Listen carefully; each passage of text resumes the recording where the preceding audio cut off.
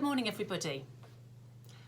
Palm class made something really special for today's assembly. It took them a really long time to make, so I'm going to have to handle it with a lot of care.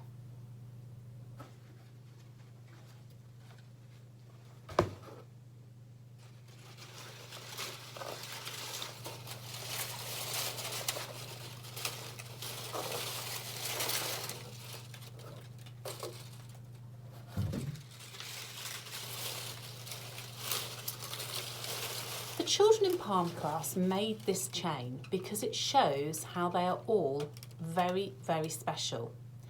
I'm going to read some of the links to you now. I'm special because I play lots of different games with my friends. I'm special because I love movies.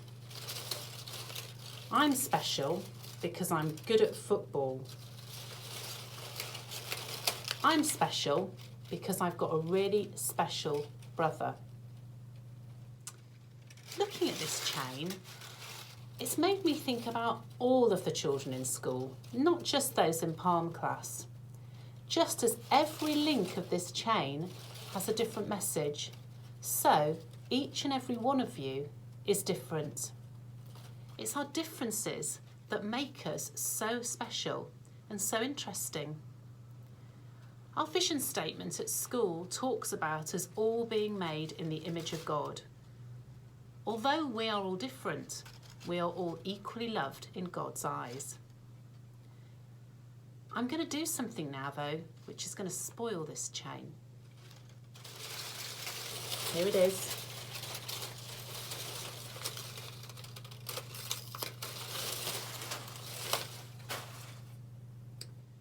As you will see, that was only a really small action, but the chain has now been spoilt. Only one link has been damaged, but it affected the whole chain. In the same way, it only takes one person in school to break the harmony of our community. It's the same at home. The actions of just one person can make the chain fall apart. Now you're at home, remember, you are in a team. It's a smaller team than our school team, but it's a team nonetheless. You are there to look after one another, care for one another, and support each other. If you all do this, the next few weeks will be a peaceful and a close time for all of you. If you don't, and you do things that break the chain, you'll be affecting everyone who is close to you.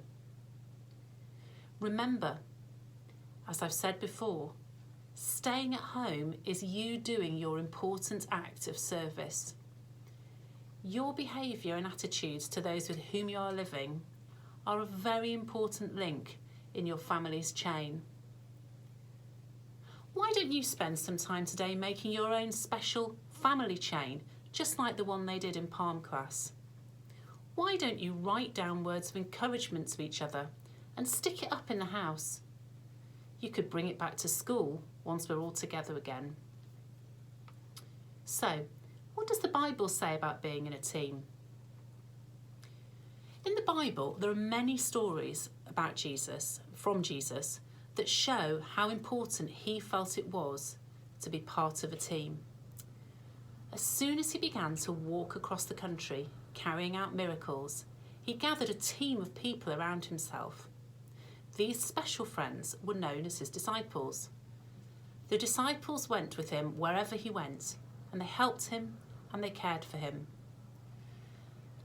To most people, Jesus would have appeared to be more important than his disciples. However, on one special occasion, Jesus showed how important he thought the disciples were. He showed how much he valued his team. In John chapter 13, verses 1 to 17, we read a beautiful story about Jesus kneeling down and washing the disciples' dirty feet. Some of you may remember Open the Book performed this story to us a few weeks ago. I'm going to read it to you now.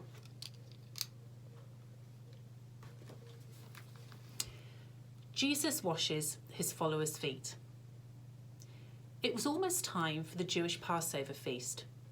Jesus knew that it was time for him to leave this world and go back to the Father.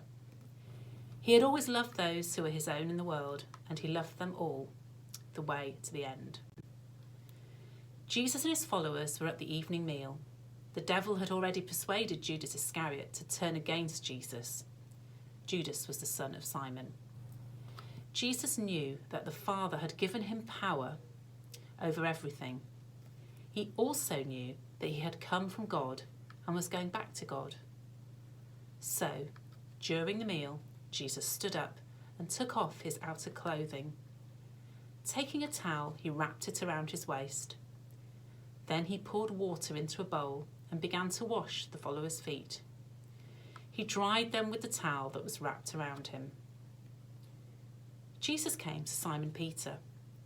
But Peter said to Jesus, "Lord, are you going to wash my feet?" Jesus answered, "You don't understand what I am doing now, but you will understand later." Peter said, "No, you will never wash my feet." Jesus answered, "If I don't wash your feet, then you are not one of my people." Simon Peter answered, "Lord, after you wash my feet, wash my hands and my head too." Jesus said, "After a person has had a bath, his whole body is clean.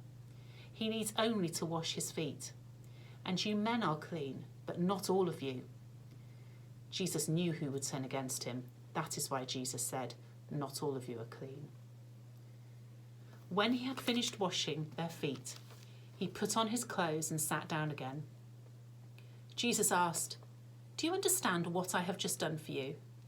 You call me teacher and Lord, and this is right, because it is what I am.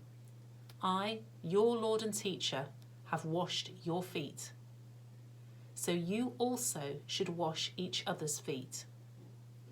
I did this as an example for you, so you do as I have done for you. I tell you the truth, a servant is not greater than his master. A messenger is not greater than the one who sent him. If you know these things, you will be happy if you do them."